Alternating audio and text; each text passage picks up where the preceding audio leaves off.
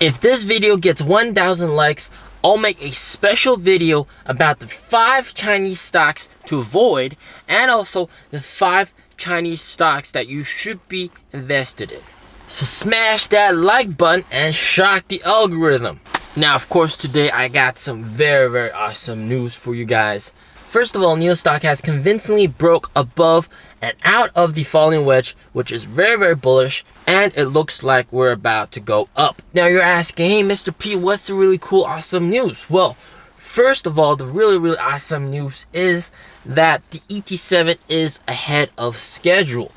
Now, we know this because NIO's sales reps have been calling potential buyers that were interested in the cars before, and specifically the ET7. So these NIO sales reps have been cold calling a lot of people. Now, you're thinking, hey, this might not sound good because some people online think this is bad because they haven't sold a lot of vehicles, but they've sold a lot of vehicles, man. Remember I said how NIO's stores were all sold out? Many of them even got their display cars sold out. So during one of these cold calls, someone online shared their conversation, and it went something like this. Hey, Mr. So-and-so, I heard you're interested in the ET7. Why don't you come for a test drive? And then the person was like, oh, is the ET7 ready for a test drive?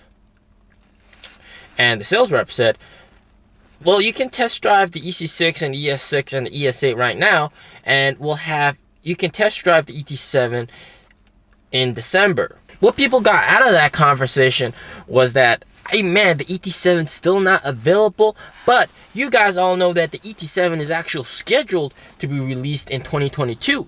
So having test drives in 2021, December of 2021, is actually a very big thing. That means NIO is actually ahead of schedule.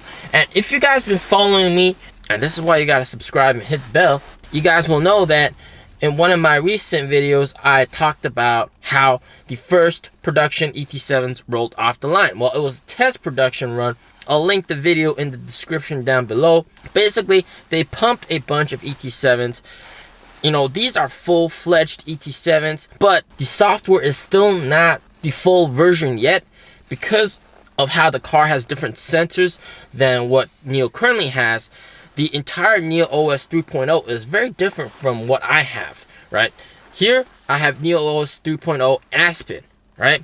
But they have NIO OS 3.0 Buy-in because of the added sensors and added functionality. Right? The user interface looks the same, but the car can do different stuff. And what's also really interesting about that pre-production run is the wheels. The wheels are actually some of the wheels that you see in the current SUV models on the NIO. So you can clearly tell this is not like a full-fledged, they're ready to go kind of situation.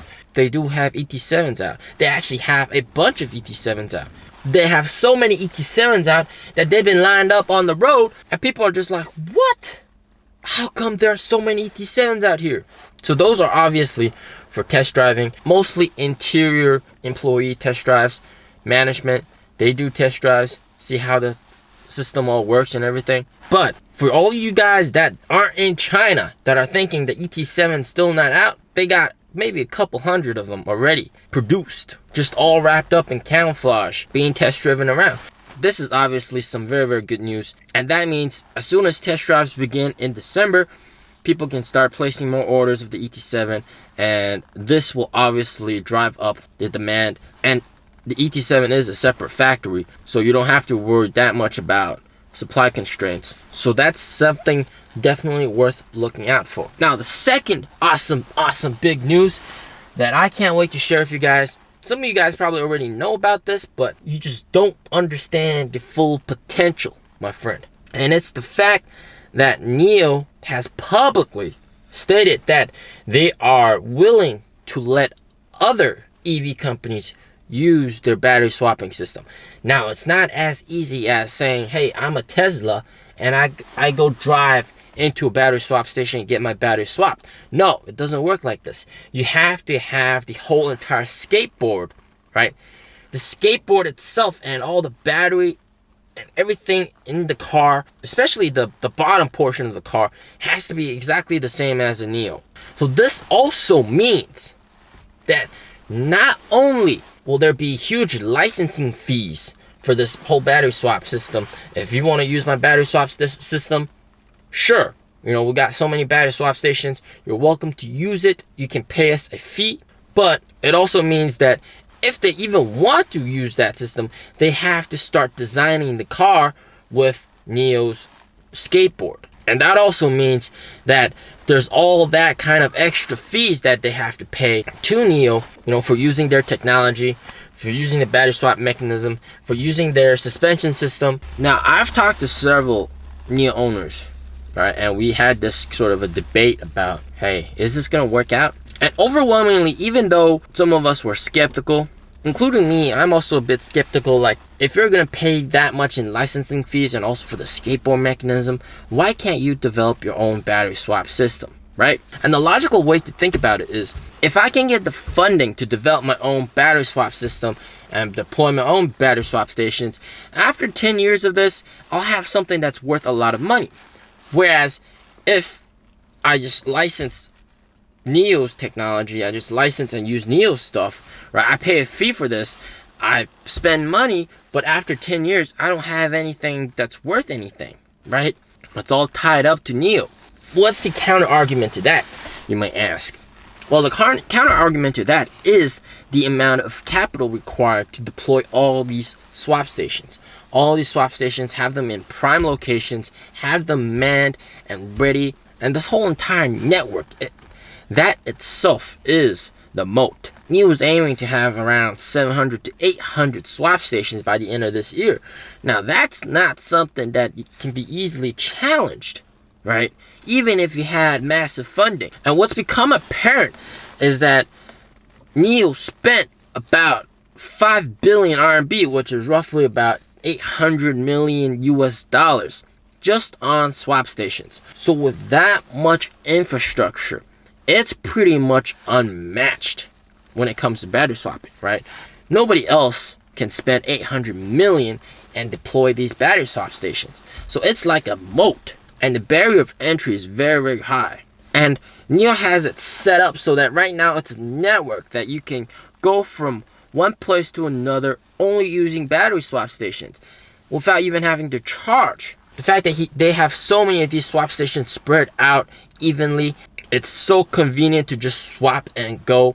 That in itself, that network of battery swap stations, that is something that will entice other EV companies to adopt battery swap. Another reason I was really skeptical was the Hycan. Well, it used to be called the GAC Nio, which was a collab partnership between JAC and Nio, and they've built EVs as well, and it looks pretty similar to a Nio as well. They also have a little robot here, and they share a lot of the same technology, but one of the technologies that they didn't share was battery swap, which was kind of disappointing considering the fact that that EV company was invested in half by Nio. Sure, for EV company to start adopting Nio's swap station network, they would have to start from zero, from scratch, designing the entire car using Nio's skateboard, and that in itself might not be as enticing as designing your own car. But the network itself, of just how many swap stations there are, will be a major selling factor for EVs in the future. So you will definitely see some EV companies jump onto this bandwagon of Nio swap stations. Instead of developing their own, they can use Nio's. Obviously, if other EV brands start adopting Nio swap station network, this is very, very good, because that means there's going to be a lot of cash flow for Nio. So what do you guys think about these two events?